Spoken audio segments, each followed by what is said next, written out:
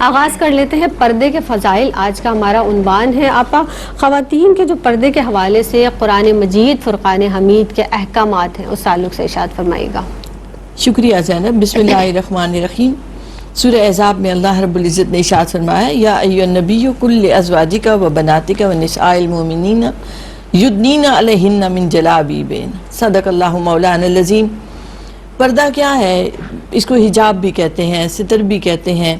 یہ اسلام نے عورت کو جو عزت اور جو وقار عطا کیا ہے، جس عزت و وقار کا اسے مکلف بنایا ہے، پردہ اس کی حسن، اس کی شان بان اور اس کا نور بن جاتا ہے۔ پھر آپ دیکھیں تو حلیہ اور ظاہری ایک انسان کی پہچان ہوتی ہے، انسان کا تشخص کا اظہار ہوتا ہے کہ وہ کس لباس میں ہے اور کس طرح سے وہ اٹھتا بیٹھتا ہے۔ تو پردہ جب ایک مسلمان عورت کی ایک ایسی علامت بن گیا ہے کہ اسے ہم اسلامی شعائر میں قرار دیتے ہیں۔ یہ کوئی قید نہیں ہے کہ گھٹن محسوس ہو، یہ کوئی پابندی نہیں ہے کہ جس کے خلاف احتجاج کی صدا بلند کی جائے۔ یہ تو ایک اللہ کا ایسا حکم ہے کہ جس میں عورت کی دلکشی اور حسن اور اس کی جاذبیت اور اس کا وقار ہے۔ بے شک۔ اور اس سے ایک تو اللہ اور اللہ رب العزت کے احکامات پر چلنے کا احساس انسان کو ملتا ہے، اور دوسری طرف آپ دیکھیں تو چیزوں کو حفاظت کے لیے بھی پردے میں رکھا جاتا ہے۔ بالکل اچھی کہ آپ کسی بھی چیز کو جب آپ محفوظ کرنا چاہتے ہیں تو اسے ڈھانپ کے رکھتے ہیں۔ ایک کھلی ہوئی چاکلیٹ اور ایک بند ریپر والی چاکلیٹ میں بڑا فرق پڑ جاتا ہے، اس میں مکھیاں بن بنا رہی ہوتی ہیں اور آپ اسے کھانا پسند نہیں کرتے۔ تو اللہ نے عورت کے لیے جو احکامات رکھے ہیں ان میں ایک پردے کا حکم ہے، اور مسلمان عورت کی شناخت کی علامت بھی ہے۔ ہم دیکھتے ہیں اللہ رب العزت نے سورہ احزاب اور سورہ نور میں اس کے احکامات نازل ہوئے۔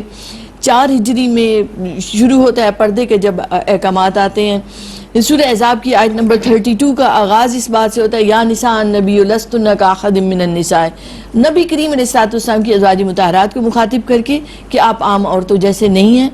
پھر احکامات شروع ہوتے ہیں تو ان کو ایک حکم آتا ہے، تو ایک اس کو حکم کو تقویت دینے کے لیے ساتھ بہت ساری چیزیں دیگر احکامات آ رہے ہوتے ہیں، جن میں غض البصر کا حکم ہے، جن میں گھروں میں داخل ہونے کے لیے اجازت لینے کا حکم ہے۔ میں نے جس آیت مبارکہ سے آغاز کیا اس میں اللہ رب العزت نے سورہ احزاب کی آیت نمبر 59 سے کہ اے نبی صلی اللہ علیہ وآلہ وسلم اپنی ازواج، اپنی بیٹیاں اور پھر مسلمان عورتوں سے کہہ دیجئے کہ وہ اپنی چادروں کو اپنے اوپر اوڑھ لیا کریں تاکہ وہ پہچانی جائیں اور انہیں ایذا نہ دی جا سکے، تکلیف نہ دی جا سکے، جو اس وقت کے عرب معاشرے میں مشرکین مکہ اور دیگر لوگ کرتے تھے۔ راستوں میں بیٹھ جاتے تھے، عورتوں کو تنگ کیا کرتے تھے، تو تاکہ مسلمان عورت کی شناخت ہو اور انہیں ستایا نہ جا سکے۔ پھر انہی احکامات میں آتا ہے وَلَا تَبَرُّجْنَ تَبَرُّجَ الْجَاهِلِيَّةِ الْأُولَىٰ، کہ جو اسلام سے قبل کی جاہلیت تھی ویسا بناؤ سنگھار کر کے مختصر لباس پہن کے یا ناز و انداز دکھاتے ہوئے گھر سے باہر نہ نکلو، گھروں کے اندر ٹھہرو۔ اب آپ غور کریں تو احکامات 3 طرح کے ہیں، ایک مردوں کے لیے خاص ہے، ایک عورتوں کے لیے خاص ہے، اور ایک دونوں کے لیے ایک جیسے ہیں۔ اعتقادات عبادات کی بات آئے تو وہ دونوں کے لیے یکساں ہے، مگر جب باجماعت نماز کی باری آتی ہے، نماز جمعہ یا جنازہ، تو وہ مردوں کے لیے رکھا گیا، عورتوں کو اجازت دی گئی، فرض نہ قرار دیا گیا۔ اسی طرح یہ کچھ احکامات جو گھروں کے اندر کے ہیں، بچوں کی پرورش ہے، بچوں کو پالنا ہے، اور اسی طرح پردے کے احکامات ہیں، یہ خاص طور پر اس عورت کے لیے۔ لیکن اس کے آپ ساتھ ہی دیکھیں تو مردوں کو حکم ہوا غض البصر کا، کہ وہ اپنی نگاہوں کو جھکا کے رکھیں۔ پھر سورہ نور میں اس کے احکامات نازل ہوئے، تو سورہ نور میں باقاعدہ اجازت کا ذکر آتا ہے کہ گھروں میں داخل ہونے سے پہلے اجازت لو، اور غلاموں اور بچوں کے لیے بھی حتیٰ کہ 3 اوقات بتا دیے گئے۔